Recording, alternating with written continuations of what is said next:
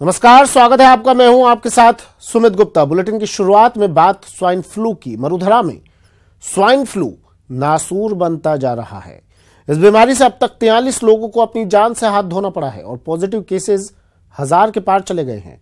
लेकिन जरा सोचिए, स्वास्थ्य विभाग खुद इसकी चपेट में आ जाए तो क्या होगा और बाकियों का क्या होगा। रिपोर्ट देखकर समझने की कोशिश कीजिए। स्वाइन फ्लू की जद में भगवान, कब थमेगा मौतों का सिलसिला, कब जागेगी सरकार, नासूर की नब्ज पकड़ो। सूबे में स्वाइन फ्लू नासूर बनता जा रहा है। एक ऐसा नासूर जिसकी नब्ज जल्द नहीं पकड़ी गई तो ये नासूर ना जाने कितनों को अपने आगोश में ले लेगा। जी हाँ, स्वाइन फ्लू का कहर हर रोज बढ़ता जा रहा है। पूरा प्रदेश इसकी जद में आ चुका है। हर रोज पॉजिटिव मरीजों और मौतों का आंकड़ा बढ़ता ही जा रहा है। लेकिन जरा सोचिए, जब स्वास्थ्य विभाग खुद इसकी चपेट में आ जाए तो सूबे के बाकी लोगों का क्या होगा। जी हाँ, राज्य के कावड़िया अस्पताल के अध्यक्ष स्वाइन फ्लू पॉजिटिव पाए गए हैं। यही नहीं, एसएमएस अस्पताल के 2 रेजिडेंट डॉक्टर्स और चिकित्सक, कोटा चिकित्सा विभाग के संयुक्त निदेशक और इनकी पुत्री, झालावाड़ में एक महिला मेडिकल सुपरवाइजर, श्री गंगानगर के पूर्व पीएमओ सुनीता सरदाना और उनकी पुत्रवधू, चूरू में एक पैरामेडिकल स्टाफ। ऐसे में एक नहीं, सैकड़ों की फहरिस्त है जो जद में है। और आखिर राजस्थान लैब टेक्नीशियन कर्मचारी संघ टीकों की कमी और जागरूकता का हवाला दे रहा है। कई जगह तो टीके उपलब्ध नहीं है, जबकि गवर्नमेंट कहती है टीके भी सब जगह उपलब्ध करवाए या लोकल परचेजिंग वगैरह खरीद लें। और दूसरा, अवेयरनेस का भी अभाव ही है। बहुत से बंदे ये भी चाहते हैं कि अभी तक ठीक है कि नहीं है, अभी तक जो अवेयरनेस होनी चाहिए थी वो अवेयरनेस अभी तक प्रॉपर आई नहीं है लोगों में। जो भगवान खुद मरीजों का इलाज करते हैं, वो धरती का भगवान ही स्वाइन फ्लू की चपेट में आ जाए तो इलाज कराने किसके पास जाया जाए। ऊपर से स्वास्थ्य विभाग की टीकों का दुहाई कि प्रदेश में चिकित्सकों को टीका लगाया जा रहा है जिसके बचाव की अवधि 1 साल की होती है। टीके को सार्वजनिक तौर पर इसलिए भी नहीं लगाया जाता है क्योंकि इसकी लागत ज्यादा होती है और इसके साइड इफेक्ट का भी खतरा रहता है। ऐसे में पूरी जानकारी देने के बाद ही स्टाफ को टीका लगवाने के लिए कहा जाता है।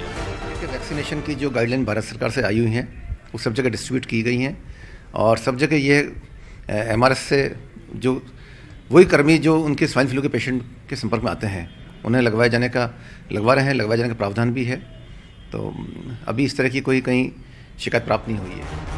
सच तो ये, मौत का दूसरा नाम स्वाइन, जो पहले सरकार से लेकर जनता को जागरूक होना पड़ेगा और मिलकर इस मौत के वायरस से लड़ना होगा और इसके पांव पसारने से।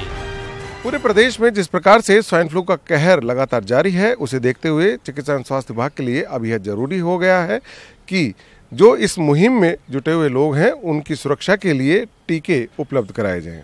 जहां एक और लोकल परचेज की बात कही गई है, वहीं लैब टेक्नीशियंस का कहना है कि जागरूकता के अभाव के चलते भी चिकित्सा कर्मी और चिकित्सक भी लगातार स्वाइन फ्लू के शिकार हो रहे हैं।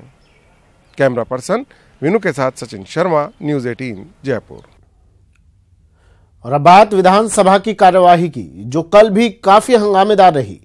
15वीं विधानसभा के पहले सत्र के चौथे दिन लंगड़ा सुर्खियों में रहा। इस लंगड़ा पर विधानसभा में जमकर लफड़ा हुआ। लंगड़ा को लेकर क्यों हुआ यह हंगामा, देखिए ये रिपोर्ट। जुबान फिसली और मच गया बवाल। लंगड़ा के लफड़े में फंसी कार्यवाही। कटारिया गहलोत में वार पलटवार। विधानसभा में जमकर हुआ हंगामा।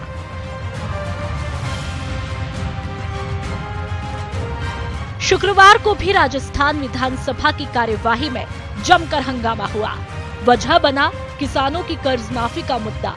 इस मुद्दे को लेकर सरकार पर निशाना साधने के दौरान नेता प्रतिपक्ष ने ऐसे शब्दों का प्रयोग कर दिया कि खुद निशाने पर आ गए। कर्ज माफी के मुद्दे पर नेता प्रतिपक्ष कटारिया ने कहा कि सरकार बताए कि कितने किसानों का कर्जा माफ करेगी और इसके लिए क्या व्यवस्था है। इसके साथ ही उन्होंने इसे लंगड़ा आदेश बता डाला। इस दौरान सदन में जमकर हंगामा हुआ, जिसके बाद कार्यवाही स्थगित करनी पड़ी। तो मैं सोच रहा हूँ कि वास्तव में केवल और केवल किसानों को भ्रमित करने के लिए एक झूठा आश्वासन 10 दिन का देकर के जो वोट बटेरने की कोशिश की, वो इनके गले की हड्डी बन गई। ना तो अब ये बता सकते हैं कि कितने किसानों का कर्जा माफ़ होगा, न ये बता सकते हैं कि इसमें पैसे की ज़रूरत कितनी होगी, और न ये बता सकते हैं कि पैसे की व्यवस्था कहाँ से होगी। तो एक तरह से झुंझुना है जिसमें होगा कुछ भी नहीं, लेकिन इस घोषणा की है। तो मैं सोचता हूँ जिस बात को इन्होंने लोगों को अपनी ओर आकर्षित करने का प्रयत्न किया, वही इन्हें गले की हड्डी बनकर के फंस जाएगी, ये मेरा दावा है। सीएम अशोक गहलोत ने लंगड़ा आदेश पर पलटवार किया। उन्होंने कहा कि आदेश लंगड़ा नहीं होता, सोच लंगड़ी होती है। उन्होंने कहा कि संपूर्ण कर्ज माफी राज्यों के स्तर पर संभव नहीं है, इसलिए उन्होंने पीएम को चिट्ठी लिखकर पूरे देश के किसानों की संपूर्ण कर्ज माफी की मांग की है। अच्छी बात है, मतलब जिनकी सोच ऐसी होती है वही ऐसी बात बोल सकते हैं। कोई इतना स्पष्ट आदेश है, इतनी स्पष्ट मानसिकता हमारी है, इतनी स्पष्ट विचार कमिटमेंट के साथ में राहुल गांधी जी ने कहा, उन्हें करके दिखाया। 2 दिन में हमने आदेश जारी कर दिए। अब प्रक्रिया चलेगी,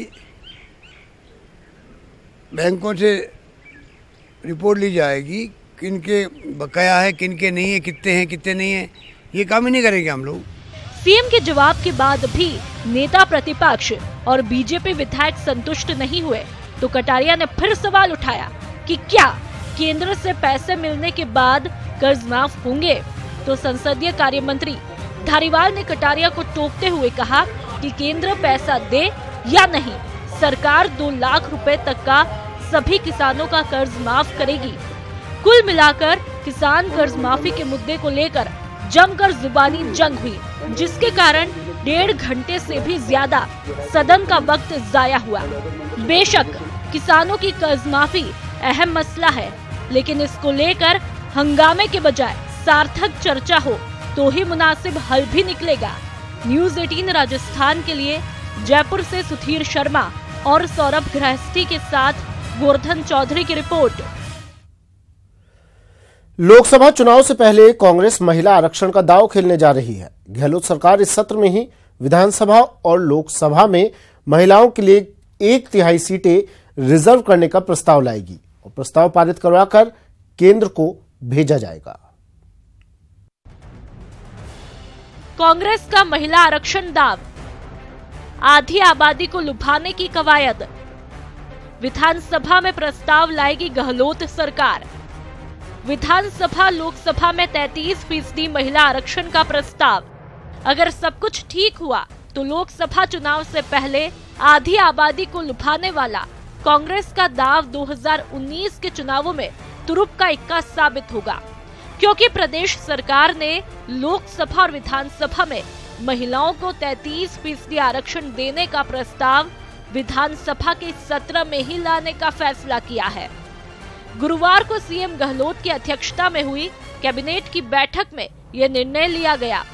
प्रस्ताव पारित होने के बाद इसे केंद्र सरकार के पास भेजा जाएगा। लगातार संघर्ष करते करते आखिर में लोकसभा में पास भी हो गया बिल, पर राज्यसभा में अटका हुआ है। वो चाहते हैं कि जो कांग्रेस शासित राज्य हैं वहाँ की विधानसभा में भी प्रस्ताव पास करें। तो कल हमने नीतिगत फैसला किया कि हम इसको प्रस्ताव पास करने की प्रक्रिया शुरू कर रहे हैं और प्रस्ताव पास करवाएंगे। डिप्टी सीएम सचिन पायलट ने दावा किया कि कांग्रेस महिला आरक्षण बिल को लेकर हमेशा से गंभीर रही है और जिन जिन प्रदेशों में कांग्रेस की सरकार है वहां इसे लागू किया जाएगा। सबकी आम राय बनी है कि जहाँ जहाँ हमारी सरकार है वहाँ तो हम इसको लागू करना चाहिए। हम लोगों को कांग्रेस पार्टी का बड़ा पुराना स्टैंड है और हम लोग जब सत्ता में थे केंद्र में, तब भी हम लोगों ने ये बिल सदन में लेकर आए थे कि महिलाओं को 1/3 आरक्षण मिलना चाहिए विधानसभा लोकसभा के अंदर। और सोनिया गांधी जी तो पूरी तरह कमिटेड रही हैं इस इशू को लेकर बहुत लंबे अरसे तक। और अब कांग्रेस अध्यक्ष जी ने, राहुल गांधी जी ने कहा है जहाँ हमारी सरकार है कम से कम वहाँ पर हम इसको आगे लेकर जाएं। प्रदेश में स्थानीय निकाय और पंचायती राज चुनावों में महिला आरक्षण पहले से ही लागू है। वहीं विधानसभा लोकसभा में महिलाओं के लिए 33% आरक्षण का बिल लोकसभा में पास होने के बाद राज्यसभा में अटका पड़ा है। ऐसे में कांग्रेस के रणनीतिकारों को ये लग रहा है कि उनकी ये पहल लोकसभा चुनाव में आधी आबादी को लुभाने में कामयाब होगी। यही वजह है कि प्रदेश सरकार ने महिलाओं को 33% आरक्षण देने का प्रस्ताव विधानसभा के सत्र में ही लाने का फैसला किया है। जयपुर से न्यूज़ 18 के लिए गोवर्धन चौधरी की रिपोर्ट। और बड़ी खबर आ रही है बीकानेर से। बीकानेर के नोखा से बड़ी खबर इस वक्त की। नागौर रोड पर एक दर्दनाक सड़क हादसा हुआ है। ट्रोले में बेकाबू कार जा घुसी। कार सवार 4 लोगों की मौके पर ही मौत। बीकानेर निवासी ये चारों कार सवार थे। नागौर रोड पर यह सड़क हादसा हुआ है जिसमें 4 लोगों की मौत। बड़ी खबर इस वक्त की बीकानेर से। नोखा में सड़क हादसा। नागौर रोड पर यह सड़क हादसा हुआ है। एक ट्रोले में बेकाबू कार जा घुसी जिसमें कार सवार 4 लोगों की मौके पर ही मौत हो गई। बड़ी खबर इस वक्त। मृतक चारों लोग बीकानेर निवासी बताए जा रहे हैं। नागौर रोड पर यह सड़क हादसा हुआ है बीकानेर के नोखा से। इस वक्त की बड़ी खबर। रवि मेरे सहयोगी फोन लाइन पर जुड़ गए हैं। रवि, किस तरह यह हादसा हुआ, क्या जानकारी? हाँ बिल्कुल सुमित, दर्दनाक हादसा है। नोखा कस्बा है, वहां से ये कार बाहर निकली ही थी कि रोड के बीच में खड़ा एक ट्रोले के भीतर ये जा घुसी। ये हाईवे के ऊपर ही यहाँ पर एक मिस्त्री मार्केट भी है, उससे थोड़ा सा आगे निकलती एक खराब ट्रोला हाईवे के ऊपर ही खड़ा था और कार ने अचानक जो है वो इसके भीतर जा घुसी, जिससे चारों युवकों की मौत हो गई। चारों युवक जो है, चारों कार सवार जो है वो बीकानेर के निवासी बताए जा रहे हैं जो नागौर जा रहे थे। तकरीबन 2 से 2:30 बजे के आसपास ये हादसा हुआ बताया।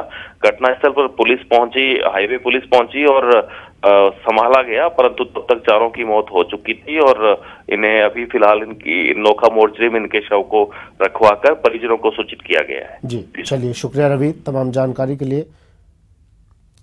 बढ़ते हैं अगली खबर की ओर। प्रदेश में विभिन्न विभागों में कार्यरत करीब 2 लाख से ज्यादा संविदा कर्मियों को बड़ी राहत देने के लिए गहलोत सरकार ने एक कदम और बढ़ा दिया है। राज्य के कार्मिक विभाग ने सभी विभागों को आदेश जारी कर 10 दिन में संविदा कर्मियों की जानकारी मांगी है। बहुरेंगे संविदा कर्मियों के दिन। कैबिनेट की सब कमेटी ने दिए निर्देश। सभी विभागों से मांगी जानकारी। लोकसभा चुनाव से पहले गहलोत सरकार जन घोषणा पत्र के मुख्य बिंदुओं को धरातल पर उतारना चाहती है।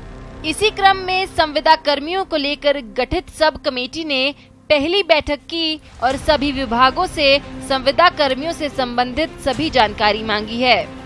संविदा कर्मियों की मांगे चूंकि परवान पर हैं, पिछली सरकार ने भी जैसा कि आपने बताया ध्यान नहीं दिया। आप क्या करने जा रहे हैं?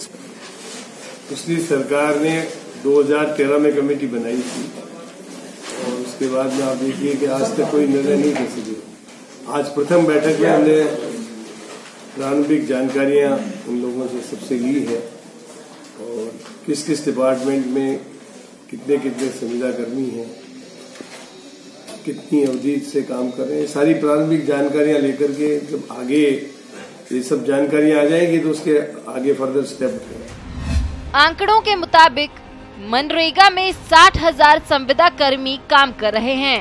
इसके अलावा विद्यार्थी मित्र 24,000, पंचायत सहायक 27,000 और 2,400 लोक जुम्बशा संविदा पर हैं, जबकि मदरसों में 7,500, पैरा टीचर 7,500 और NRHM में 4,500 संविदा कर्मी हैं।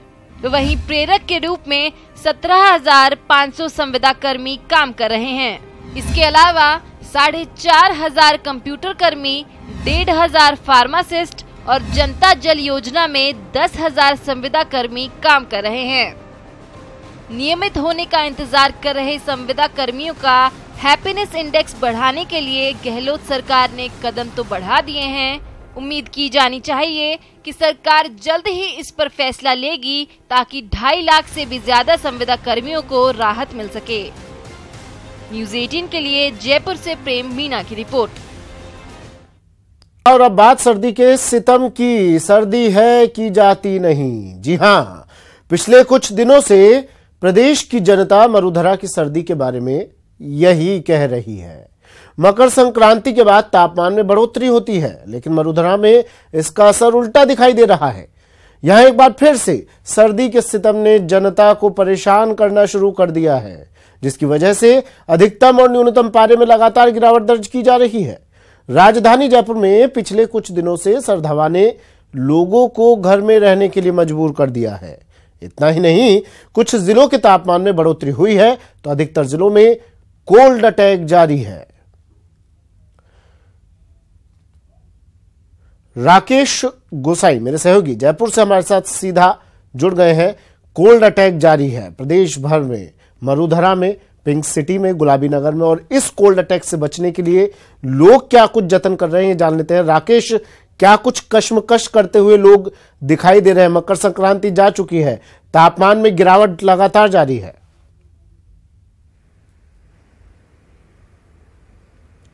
सुमित, आप सही कह रहे हैं कि मकर संक्रांति जा चुकी है। जब मकर संक्रांति आती है तो इस समय सूर्य देव है मकर राशि के अंदर प्रवेश करते हैं और उसके बाद में गर्मी की जो एहसास है वो बढ़ने लग जाता है। लेकिन अभी प्रदेश में शायद ये दिन अभी कुछ दिनों बाद आने वाले हैं, क्योंकि मौजूदा समय के अंदर सर्द हवाएं चल रही हैं। लोग अलाव का सहारा लेकर इस सर्दी से निजात पाने का प्रयास कर रहे हैं। मैं आपको बता दूं कि मौसम विभाग का भी कहना है कि आने वाले कुछ दिनों तक राज्य के कई जिलों के अंदर बूंदाबांदी हो सकती है, जिससे सर्दी और लगने लगेगी। इसके अलावा प्रदेश की राजधानी जो जयपुर है उसके अंदर आने वाले कुछ दिनों के अंदर सर्दी और बढ़ सकती है। हालांकि दिन के तापमान में कुछ ज्यादा नहीं, 19 पॉइंट की बढ़ोतरी हुई है। इससे कम से कम दोपहर के अंदर लोग धूप सेक कर अपनी सर्दी से छुटकारा पा रहे हैं। लेकिन सुबह और शाम और रात को तापमान जबरदस्त तरीके से गिर रहा है, जिसके कारण से एक चीज और मैं इसमें महत्वपूर्ण बात मैं आपको बता दूं कि जयपुर शहर की अगर मैं बात करने जा रहा हूं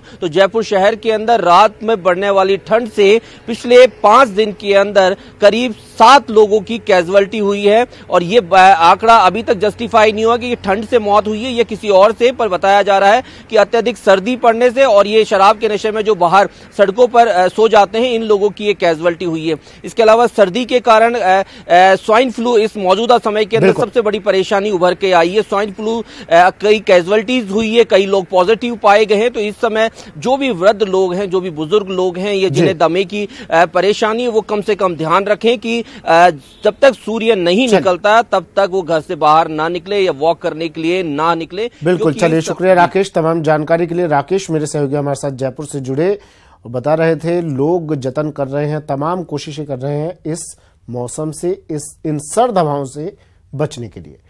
बढ़ते हैं अगली खबर की ओर।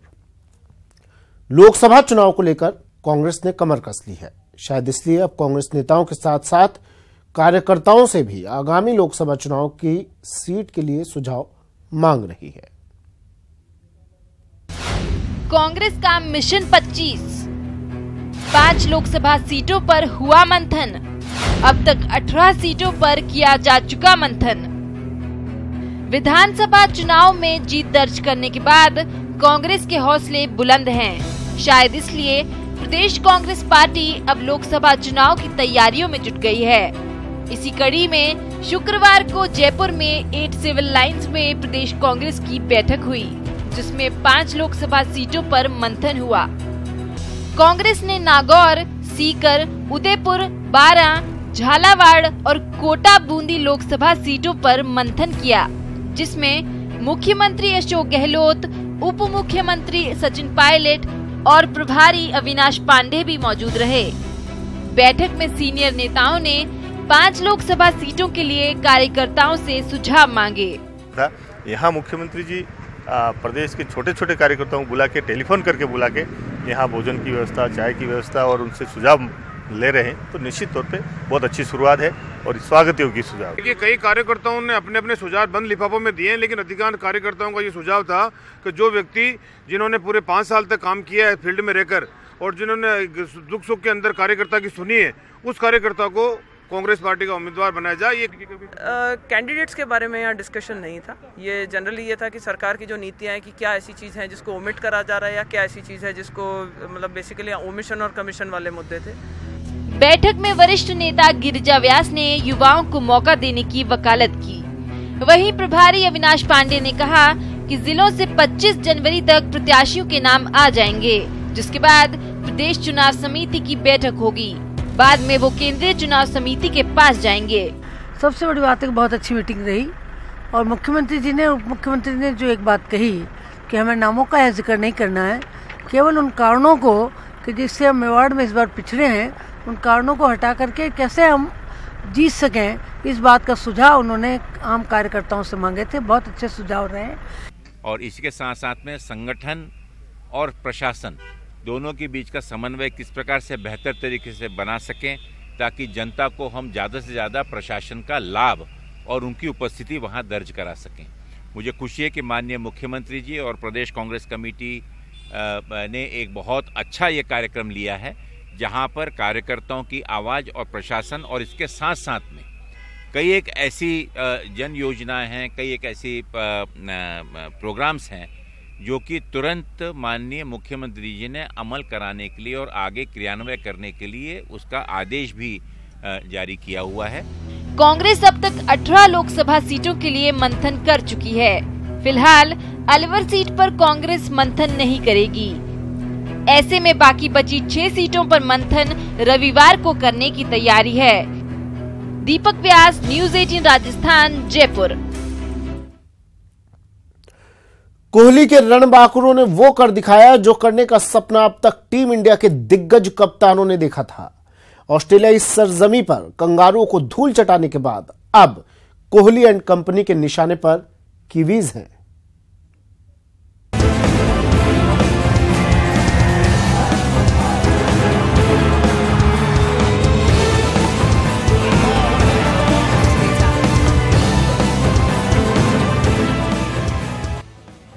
जीत की ये तस्वीरें बयान कर रही हैं कि टेस्ट सीरीज में 70 साल बाद इतिहास रचने वाली टीम इंडिया ने पहली बार ऑस्ट्रेलिया में कोई बाइलेटरल सीरीज अपने नाम की है। कंगारुओं के खिलाफ T20 सीरीज बराबरी पर खत्म होने के बाद कोहली के रणबांकुरों ने ऐसा रौद्र रूप दिखाया कि ऑस्ट्रेलियाई टीम को अपनी ही सरजमी पर हार और सिर्फ हार का मुंह देखना पड़ा। करीब 2 महीने के इस लंबे दौरे पर टीम इंडिया ने टेस्ट सीरीज पर 2-1 से कब्जा किया तो 2-1 से वनडे सीरीज अपने नाम किया। ऑस्ट्रेलियाई सरजमी पर तिरंगा लहराने के बाद अब बारी न्यूजीलैंड दौरे की है, जहां टीम इंडिया को 5 वनडे और 3 T20 मैच खेलने हैं। साफ है, कोहली की कप्तानी में टीम इंडिया ने जीत को अपनी आदत बना ली है।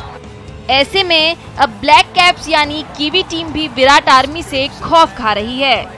जाहिर है, विश्व कप से पहले तेज पिचों पर कोहली ब्रिगेड की ये परफॉर्मेंस बाकी टीमों के लिए एक चेतावनी है कि ब्लू ब्रिगेड एक बार फिर क्रिकेट जगत पर राज करने के लिए तैयार है।